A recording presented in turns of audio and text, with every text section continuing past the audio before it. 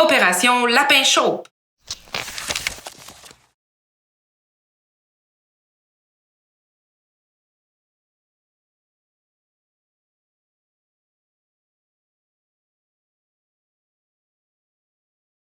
Chapitre 1. Une enquête en forêt.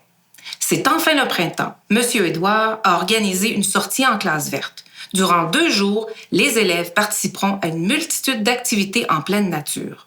Même ceux qui n'aiment pas vraiment les activités de plein air sont enthousiastes, car Monsieur Édouard a pensé à tout.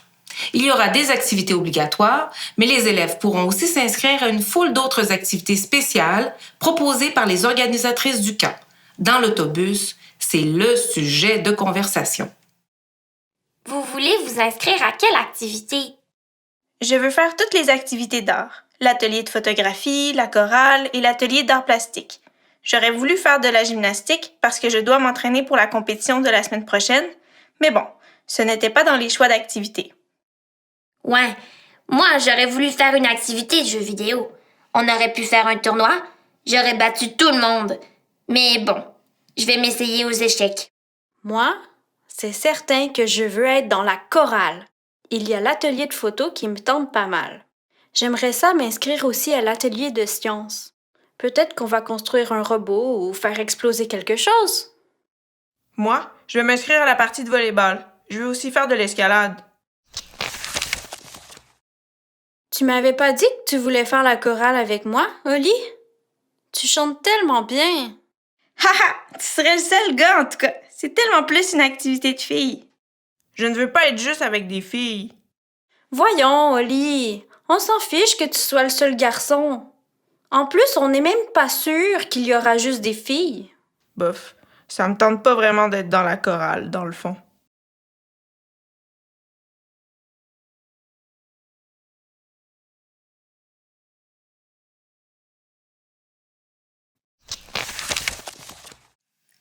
Aussitôt arrivé au chalet, M. Édouard annonce que la première activité de la classe verte sera une grande chasse au trésor dans la forêt. Les élèves doivent former des équipes. Maxime, Justine, Olivier, Sacha et Élie forment ensemble l'équipe des jaunes. Ils reçoivent une lettre avec les instructions. Chers jaunes, la nuit dernière, les rames des canots ont été dérobées. Votre équipe devra les retrouver dans la forêt. Heureusement, les malfaiteurs vous donnent une chance de les récupérer. Ils ont laissé plusieurs lettres cachées autour du chalet. Dans chacune des lettres, il y a une énigme à résoudre. La solution de chacune des énigmes vous indiquera le lieu où la lettre suivante est cachée. Vous devez prendre les lettres jaunes, car c'est la couleur de votre équipe. Ne touchez pas aux lettres des autres équipes. Êtes-vous prêts? Voici la première énigme. Placez les nombres 2, 3, 4 et 6 dans les cases vides du tableau. Attention, vous ne pouvez pas les placer n'importe où. Les nombres voisins doivent respecter une des 2 lois suivantes. Première, soit ils se suivent, 3 et 4, 6 et 5, etc. Deuxième, soit l'un est le double de l'autre, 3 et 6, 4 et 2, etc. La réponse est la formule magique pour obtenir l'indice 2. Il faut la dire à M. Édouard. Il a votre deuxième indice. Laisse-moi faire, je suis bon en maths. Bon, on a le bolé de la classe dans notre équipe. Voilà le travail. 1, 2, 4, 3, 6, 5. Les jaunes courent voir M. Édouard, qui leur remet la deuxième lettre. Bravo! Voici la deuxième énigme. Remettez les lettres suivantes dans l'ordre pour trouver l'endroit où est cachée la troisième lettre.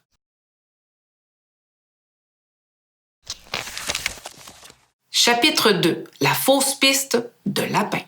Je vois le mot lapin. Peut-être qu'il y a le mot terrier? Vous êtes sûr? Moi, j'ai trouvé sapin. Regarde, Justine, on a les lettres pour faire les trous de lapin. Et il reste des lettres pour un dernier mot. J'ai trouvé! Les trous de lapin chaupe. Mais ça ne veut rien dire, chaupe. C'est sûrement une sorte de lapin. Mais...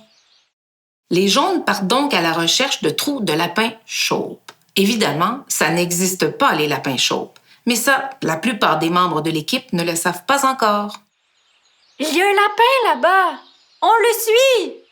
Ce n'est pas un lapin, C'est un lièvre d'Amérique. Je connais ça. Je vis tout le temps attrapé avec mes parents. Un lapin, c'est plus petit que ça. Ça paraît vraiment que c'est un lièvre. Regardez, les oreilles sont longues avec les bouts noirs et... Viens, Ellie! Le groupe s'enfonce de plus en plus dans la forêt. Ça ne mène nulle part. Je suis tannée. Je me fous des rames. Je n'aime même pas ça faire du canot. Pourquoi est-ce qu'on ne retourne pas au chalet? Arrête donc de faire ta fille. Je ne fais pas la fille. Je n'aime pas ça la forêt, c'est tout. C'est quoi le problème, Olivier? Les filles ne peuvent pas aimer la forêt?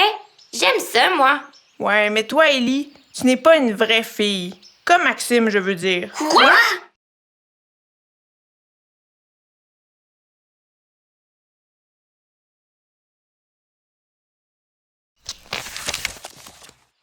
Et toi, tu es un vrai garçon? Parce que je te vois souvent danser tout seul dans ta chambre, tu sais. Et moi, des fois, je pète. Ok. Ce n'est pas vraiment ce que je voulais dire. Je voulais juste dire que... Non, laissez tomber, je m'excuse. Mais Justine, tu n'as pas d'affaire à m'espionner. Chapitre 3. Les jaunes en pleine forêt. En passant, où on est là? On est perdu dans le bois! On va mourir! Je respire plus! Calme-toi, Sacha. Quelqu'un a un sac en papier? J'ai mon sac de collation. Tiens, Respire dans le sac. Lentement. Prends de grandes respirations. tu es drôle. Tu t'occupes de Sacha comme si tu étais sa petite maman. Je ne suis pas sa petite maman. En plus, c'est un truc que j'ai appris à la télé. C'est un infirmier qui faisait ça. Ok, désolée, Oli. Je ne voulais pas te fâcher, c'était un compliment. Pas terrible comme compliment, Justine. Olivier calme Sacha, qui reprend peu à peu son souffle. Ils peuvent rapidement rejoindre les autres qui commencent à s'organiser. Qu'est-ce qu'on fait? Je ne veux pas mourir ici, moi. Il faut retrouver notre chemin. Quand on se perd en forêt, on doit arrêter de marcher pour ne pas se perdre encore plus. Je le sais parce que mes parents me le répètent tout le temps. En passant, si on est perdu pour longtemps et tout, est-ce que je peux être la chef? Je vais être la première ministre plus tard. Je pourrais me pratiquer? C'est drôle. D'habitude, ce sont des messieurs, les premiers ministres. Ouais, pis? Ben, rien. C'est ça d'habitude, c'est tout. Ce ne sont pas seulement des messieurs. Il y a eu Pauline Marois aussi. En plus, vous vous souvenez la semaine passée? Monsieur Édouard a dit que pour les Iroquoiens d'avant, c'était la dame la plus vieille qui était la chef de la famille. Comment tu fais pour savoir ça? Je ne sais pas trop, j'aime ça l'histoire. C'est facile pour moi.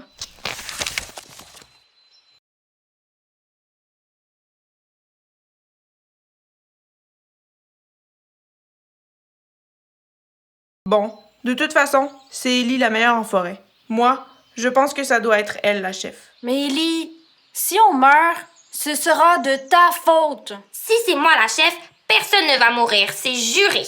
Je vote pour Ellie. OK. Si on passe la nuit ici, il faut faire un abri. Il faut aussi aller chercher du bois pour faire un feu. Qui peut faire ça? Moi, je peux faire l'abri. J'ai aidé mes cousins à construire une cabane dans la forêt la fin de semaine passée. Je peux aller ramasser du bois. J'y vais avec Olivier. On va passer la nuit ici? Olivier et Sacha s'éloignent un peu du groupe pour ramasser du bois mort. Merci, Oli, pour tout à l'heure. Je n'allais vraiment pas bien. Je ne suis pas peureux, tu sais. Je crois juste que je suis allergique à la forêt. C'est correct, Sacha. Ça peut arriver à tout le monde, une allergie. Tu es bon pour t'occuper des autres, en tout cas. Mais tu comprends qu'on n'a pas besoin de raconter à tout le monde ce qui s'est passé? Pas de problème, Sacha. Pendant ce temps, les autres continuent de préparer le campement. Bon, on va avoir un abri, un feu. Il nous manque quoi? De l'eau! Il y a de l'eau là, par terre. Parfait! C'est une blague, Ellie. Non, on peut la nettoyer, la faire bouillir. J'ai vu une fille faire ça dans une émission de science. Je suis sûre que Justine pourrait faire ça. C'est la meilleure en science. Mais pourquoi on ne peut pas juste boire l'eau dans nos gourdes? Ouais, ça devrait être correct pour tout de suite. Bon, si on trouve une rivière ou un lac, on pourrait pêcher. Mais on n'a pas de canne à pêche. Ce n'est pas vraiment grave. Une fois, mon grand-père m'a montré à fabriquer un hameçon avec une épingle à couche. On avait même fabriqué toute une canne à pêche ensemble après. C'est super, Ellie. Mais il y a un petit problème. Je ne vois pas de rivière, moi. Ouais, c'est pour ça qu'il faut d'abord faire une carte du coin pour ne pas se perdre encore plus en cherchant un endroit pour pêcher. Tu peux faire ça, Maxime? Ce n'est pas ça qu'elle fait comme métier, ta demi-sœur. Dessiner des cartes. Oui, elle est arpenteuse géomètre. Mais ça ne veut pas dire que je sais dessiner des cartes, moi aussi. Qu'est-ce que tu voudrais faire alors? Je pourrais prendre des photos. Je pourrais être la journaliste, écrire un article sur nous. Je pourrais même nous filmer avec mon cellulaire et on pourrait passer à la télé. OK. Je vais la faire, ta carte. Chapitre 4. Le retour des grands aventuriers.